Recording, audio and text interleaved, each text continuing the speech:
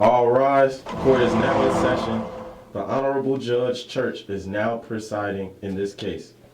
The People versus Pornography. You all may be seated. Prosecutor, do you have any opening arguments? Yes, I do, Your Honor. We believe that pornography is very damaging to the youth of America. The average age of first exposure to hardcore porn is 11 years of age. This is a disheartening statistic that reveals the evils of pornography and its immense effect on today's youth. Judge, do you have children? As a matter of fact, I do. Two 12-year-old boys. How does it make you feel knowing that your kids could potentially be accessing this explicit content with the click of a button? Do you want them being exposed to people exposing themselves? Can you clarify? Nowadays, with the touch of a button, anyone has access to online pornography. Today, more and more children have smartphones and laptops at a younger age. This accessibility to the internet opens them up to the dangers of pornography. This could be happening within your own home.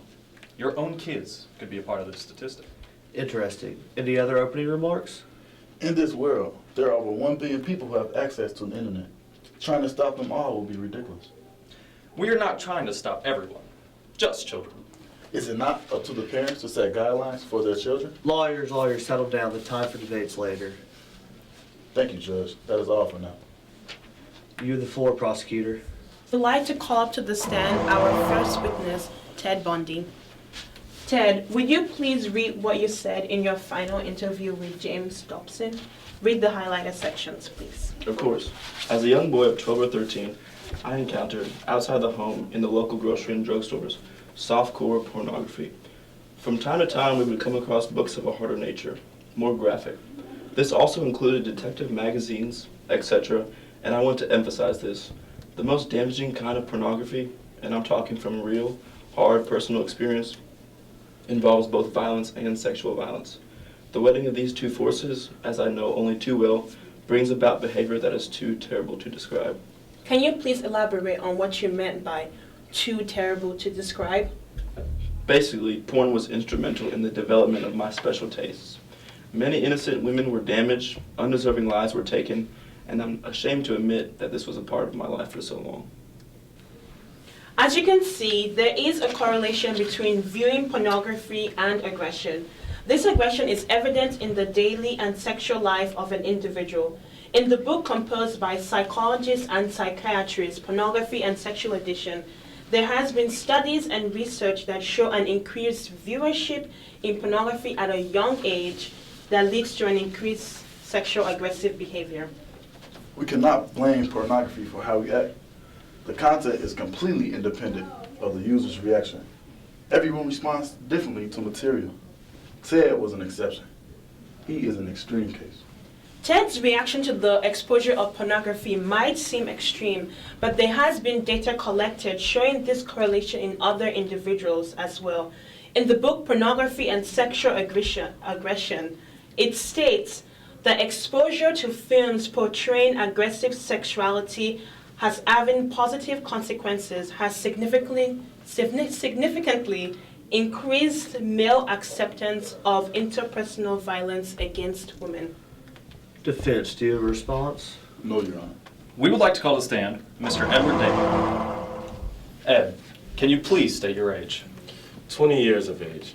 Thank you, Ed. Can you also tell the court how long you've been viewing hardcore pornography? A little more than 8 years or so. Wow. So you were 12 when you started watching these videos with explicit sexual acts. Yes, to the best of my recollection. How was it that you were able to view this content at such a young age? Through the internet. Were there no restrictions preventing you from accessing such websites? I mean, yeah, but it was always so easy to bypass the restrictions.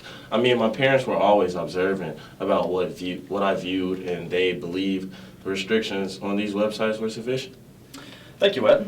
Now, I'm going to ask you to please describe something sensitive that happened to you as the result of this graphic content at such a young age.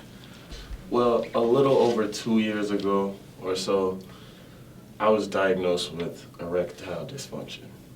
I was shocked. I mean, it's something old people get, and I was only 18, and I hadn't even lived. Thank you, Ed.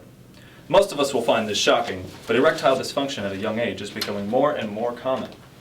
One of the reasons for this problem is the unrealistic expectations and habits that are formed through the repetitive cycle of PMO. PMO, of course, meaning porn, masturbation, orgasm. This data was taken from the article written by David J. Lay in Psychology Today, and also from PBS in a paper written by Eric Jensen. That is all, Your Honor. Defense, do you have a counter-argument? Yes. My counter-argument is that there are already restrictions on these websites that are preventing children from viewing content.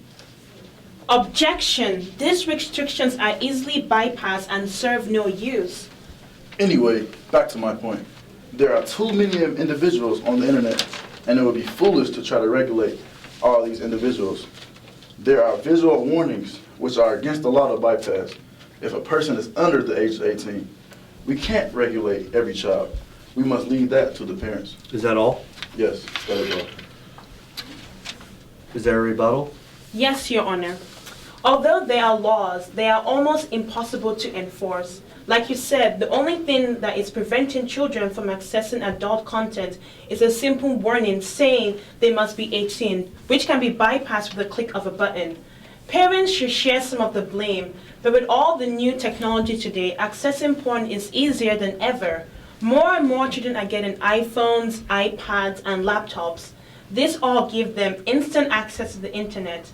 And the sad truth is, parents simply can't always be watching their children. At the very least, we need more prevention on the part of the porn industry. All right, I see. I've taken a moment to consider all this, and after reviewing all the evidence, I've come to a decision. In the case of the people versus pornography, I find porn guilty of damaging the minds and the bodies of the youth. How much money do you think the adult entertainment industry makes in a year? Oh, a lot of money. Millions and billions of dollars, a lot of money. How many millions of dollars? 3 billion. 3 billion. And investment. That's pretty good. The average age of exposure to hardcore pornography is currently 11 years old. How does that make you feel? Porn's been around for a long time. Right? It has. It has. 11-year-olds, the average age of first seeing this. That's really messed up. That's very upsetting. Kids are exposed to that young. You have any siblings? Yes. Are they younger or older? Both younger. My sister is a senior in high school, and my brother is going to be a freshman in high school. This How old's your brother? 13. Think about that. Yeah, that's messed up. It should. And my brother's 13 too, so I know how you feel. Do you think there's any negative effects of kids this young viewing porn? There is pros and cons to it because porn and like masturbation and like getting off is a very natural human thing. But if it's that young that they're being exposed, I think that's pretty messed up. Wait till they're older, I say.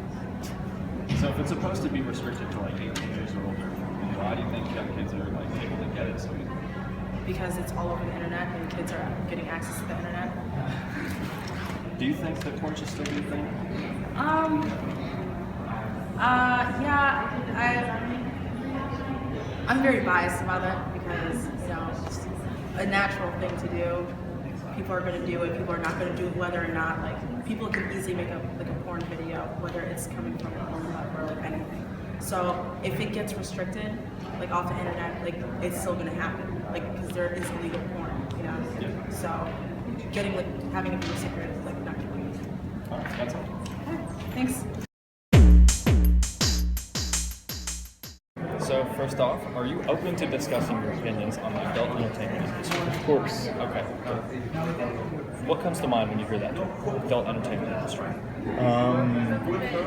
Adult entertainment can be anything from live shows such as go-go dancing or erotic dancing in clubs or even video. Okay. Yeah. Do you think the industry as a whole should still be a thing? As long as it's consensual and it's basically just like any other market that's criticized. So there's corruption anywhere you look, so it's fine by me. Well, that's all. Yeah, basically, porn was instrumental in the development of my special tastes. Many innocent women were damaged, undeserving lives were taken, and I'm ashamed to admit that this was part of my life for so long. Thank you, Ted. You may be seated.